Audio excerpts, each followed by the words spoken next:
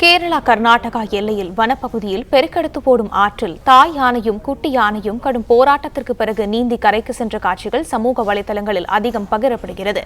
இதை பற்றின கூடுதல் தகவல்களை தருகிறார் நமது செய்தியாளர் சதாம். வணக்கம். விவரங்கள் என்ன பகிரலாம்? அதாவது கேரள மாநிலம் வயநாடு மாவட்டத்தில் உள்ள பகுதியில் கேரளா, கர்நாடகா மற்றும் தமிழ்நாடு என 3 வனப்பகுதி எல்லைகள் அமைந்துள்ளது. இந்த வனச்சரகத்திற்கு உட்பட்ட பகுதியில் ஏராளமான வனவிலங்குகள் புகலிடமாக இருந்து வருகிறது. இந்த நிலையில் கேரளாவில் பல்வேறு மாவட்டங்களில் தற்போது கடந்த சில நாட்களுக்கு மேலாக மழை பெய்து வருகிறது. இதனால் பல்வேறு இடங்களில் உள்ள ஆற்று வெள்ளப்பெருக்கானது இருந்து வருகிறது. இந்த நிலையில் கேரளா, கர்நாடக எல்லையில் அமைந்துள்ள கபனி ஆற்றில் தற்போது வெள்ளப்பெருக்கு அதிக அளவில் இருந்து வருகிறது.